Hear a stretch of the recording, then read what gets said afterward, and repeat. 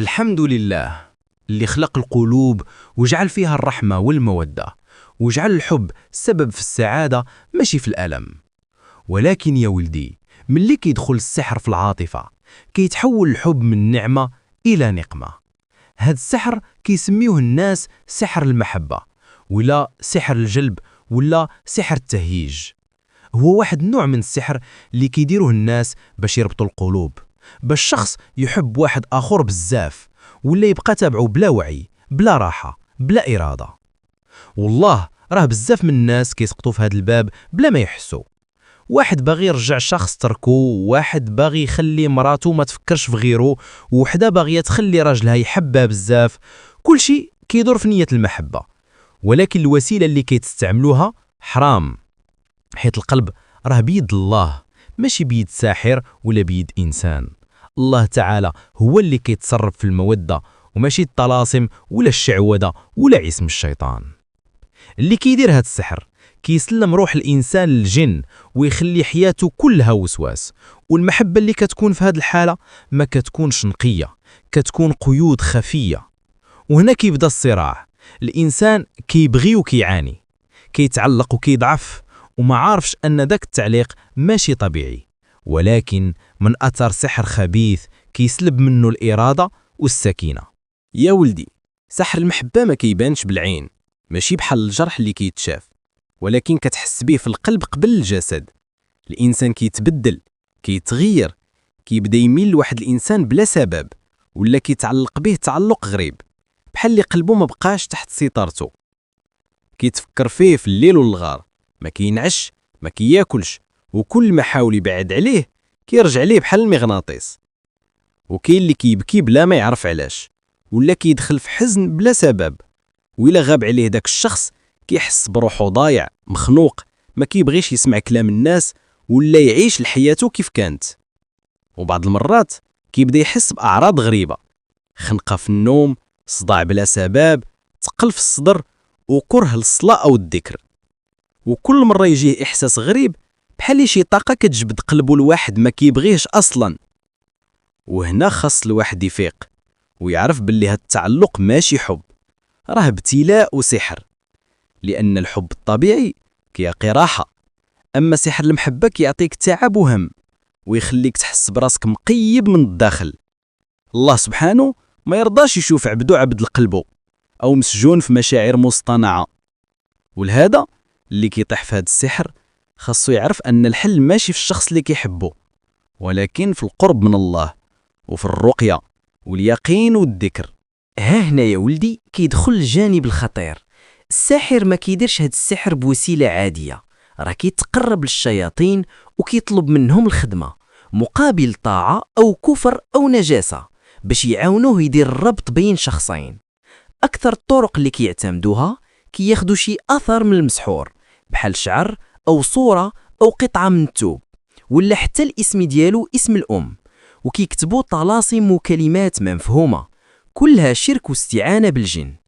كاين اللي كيديروها في ماء ولا في شراب ولا في طعام، وكاين اللي كيدفنوها في الأرض، ولا كيرشوها قدام باب الدار، ولا في طريق المسحور.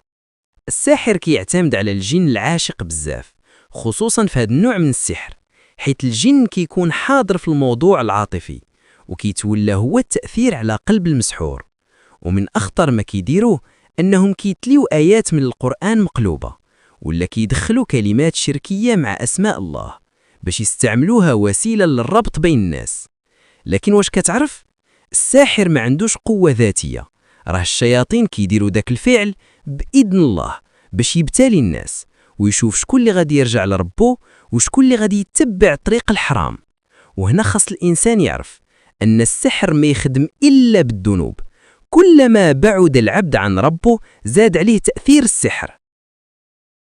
يا ولدي، المسحور بسحر المحبة كيتبدل من الداخل قبل الخارج، كيتقلب عليه ميزان القلب والعقل، كيبدا يحس براسو دايما مشدود لواحد الإنسان، ما كيعرف ليه يرتاح، ليه يتهنى، ليه يعيش طبيعي.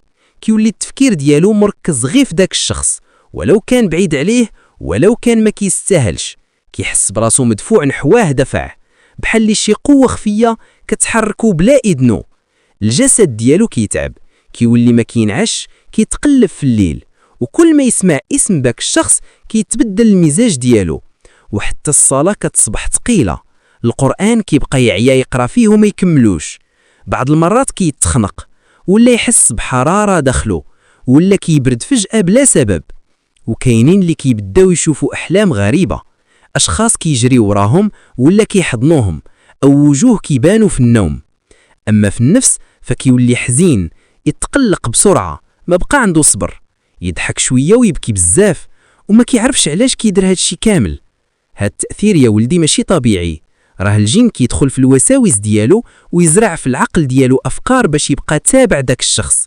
لكن إلا كان الإيمان قوي وذكر الله عامر في القلب ما يقدر عليه لا سحر لا شيطان، لأن الله تعالى قال: إنه ليس له سلطان على الذين آمنوا وعلى ربهم يتوكلون. 99. عارف شنو كيدير الإنسان باش يولي أكثر عرضة لسحر المحبة؟ راه ماشي غير الحسد ولا العيون، أحيانا كيكون القلب هو اللي مفتوح بزاف بلا حماية. كاين ناس طيبين كيعطيو الثقة بسرعة، كيصدقوا أي كلمة زوينة وأي اهتمام صغير، وهنا كيدخل السحر بسهولة حيث ما كاينش حصن بالإيمان ولا بالذكر. وكاين اللي كيتبع الشهوات بزاف، كيولي ضعيف قدام الجمال ولا المال، وهذا الضعف كيعطي الباب مفتوح للسحر يدخل بحال شي نار لقات الزيت. وزيد عليها اللي بعد على الصلاة وما كيذكرش الله كيبقى مكشوف بلا درع بلا حماية، وهنا الشيطان والسحر كيلقاو الطريق سهل. يعني السبب ماشي غير الناس اللي كيسحروا، ولكن حتى حنا في ضعفنا في غفلتنا كنكونوا السبب بلا ما نحسو. سحر المحبة ما كيبانش فجأة، كيبدا بخطوات صغيرة بحال النسمة ما كتحش، ولكن مع الوقت كتولي ريح قوية كتقلب الحياة ديال الإنسان. اللي تصاب بسحر المحبة كيبدا يحس بشي تغييرات غريبة، كيولي عقله مشغول بشخص معين طول الوقت، ما كينساهش حتى في الصلاة ولا في النعاس، كيحس براسو مجذوب ليه بلا سبب بحال واحد مقيد بحبال ما كيشوفهاش. وكاين اللي كيبدا يحلم به ديما، ولا يسمع الصوت ديالو في خياله، ولا يشم ريحته في الأماكن اللي ما كينش فيها. وهنا خاص الواحد يفيق ويعرف باللي الأمر ماشي عادي. حتى الجسد كيعطي إشارات، ضيق في الصدر، توتر بلا سبب، عرق بزاف، ولا كيبغي العزلة وما كيبقاش مرتاح بين الناس، وكيولي تابع المحبوب بطريقة ما طبيعية بحال ما عندوش إرادة ديالو. والمصيبة الكبيرة أن اللي مسحور ما كيبقاش كيعرف واش الحب اللي في القلب ديالو حقيقي ولا غير خيط من خيوط السحر شد فيه. هاد المرحلة خاصها وعي كبير، لأن كتير الناس كيبقاو سنين وهم مسحورين وما كيعرفوش أن المشاعر اللي عايشينها ماشي ديالهم. يا ولدي، الحل ديال سحر المحبة راه ماشي في التهورات ولا في التصرفات القاسية، ولكن في العودة لله وبالوسائل الشرعية. أول خطوة هي الرجوع للصلاة والذكر. اللي كيحافظ على صلاته وكيقرأ القرآن وكيكتر من الاستغفار كيولي قلبه عامر بالنور وما كيبقاش مكشوف قدام تأثير السحر. تاني حاجة مهمة الرقية الشرعية، قراءة المعوذات، آية الكرسي، المعوذات من الفلق والناس، وكذلك صور مختارة من القرآن. كلها كتحمي القلب من التأثيرات وكتشد الطاقة السلبية بعيد على النفس. ثالثاً تغيير العادات اللي ممكن فتح الباب للسحر، مثلاً الابتعاد على الحسد والحفاظ على الطهارة والبعد على الأمور اللي فيها الشرك أو خرافة، والثقة بالله وحده وما تخليش الفراغ يسيطر على القلب. ورابع خطوة الصبر والدعاء بالصدق. اللهم فك ربي هاد القيود ورجع لي القلب حار باش نقدر نحب بلا خوف بلا هواس بلا ضغط. ومن بعد خاص الإنسان يحافظ على نفسه بالوعي، يعرف العلامات ديال السحر وما يطيحش في الأفخاخ ديال المشعوذين، ويعرف أن القوة الحقيقية ديالو في الإيمان وبالقرآن والذكر. الوقاية خير من العلاج، وخاصة في هذا النوع ديال السحر اللي كيستهدف القلب قبل الجسد. أول حاجة التقوى والارتباط بالله، اللي كيحافظ على صلاته وكيذكر الله بزاف وكيكتر من الدعاء كيولي قلبه محمي وما كيبقاش عرضة للسحر. تاني حاجة مهمة، الوعي بالناس اللي حولك. ما تعطيش الثقة كاملة لأي واحد، وخلي قلبك محافظ على الحدود ديالو. الطيبة زوينة، ولكن بلا وعي كتولي عرضة للتلاعب. ثالثاً، المحافظة على الطهارة. الغسل المنتظم، الوضوء وقراءة القرآن، كلها وسائل كتزيد في حماية القلب والروح. ورابع خطوة، الابتعاد عن الأماكن والأشخاص اللي فيها شرك أو خرافة. السحر ما كيأثرش إلا على اللي قلبه مكشوف، واللي بعيد على ذكر الله وما محمش راسو بالإيمان. خامساً، تربية النفس على الصبر والرضا. القلب اللي صبور ومطمئن ما كيتأثرش بسهولة، حتى لو داروا ليه السحر الإيمان ديالو كيشدو بعيد على التأثير. وهذه أهم نصيحة، ما تطيحش في الفخ ديال المشعوذين اللي بيعوا الوهم ويخدعوك بلا شفاء حقيقي.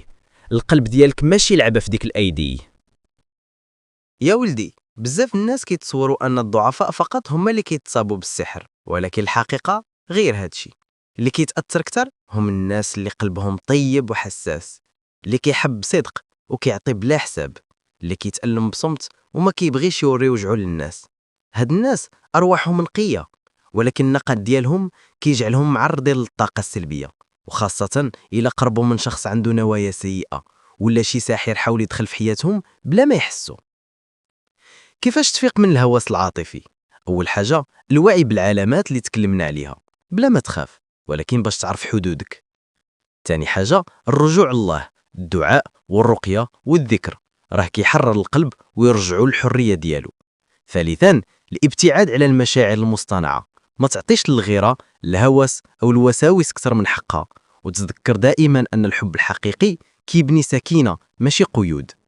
ورابعاً، الصبر والمراقبة. راقب مشاعرك، حاول تهنى قلبك بالقراءة والذكر، وملي تحس بالتحرر غادي تعرف باللي راه قلبك رجع حر.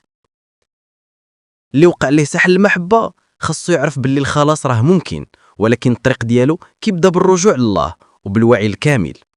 أول خطوة هي الاعتماد على الله والثقة فيه، وأن الحب الحقيقي ما كيجيش بالإكراه، ولكن بالقلب الصافي والنوايا الزوينة. ثاني حاجة، الرقية الشرعية والأذكار اليومية اللي كتحمي القلب وتبعد الطاقة السلبية وكتخلي الإنسان يتحرر من القيود اللي دارها السحر. ثالثاً، التأمل والصبر. راقب مشاعرك ولا تهجم على نفسك بالخوف أو الحزن، خلي قلبك يرجع للياقة الطبيعية ديالو، للسلام الداخلي. ورابعاً، المراقبة والوعي بالمحيط. ما تطيحش في الفخ ديال الناس اللي باغيين يستغلوك، وخلي قلبك محافظ على حدوده. واش عرفتي يا ولدي؟ النور ديال الله أقوى من أي ظلمة، والإيمان هو الدرع اللي كيلهزم السحر، والرجوع لله كيعطيك الحرية اللي كنتي باغيها. وفي فيديو الجاي غادي نهضروا على سحر الجلب والتهييج العاطفي، الباب اللي كيخلي القلوب معلقة بلا إرادة. فكونوا مستعدين واشتركوا باش توصلوا لكل جديد، وتذكر القوة الحقيقية في الإيمان والنور ديال الله اللي كيحميكم من كل شر. السلام عليكم.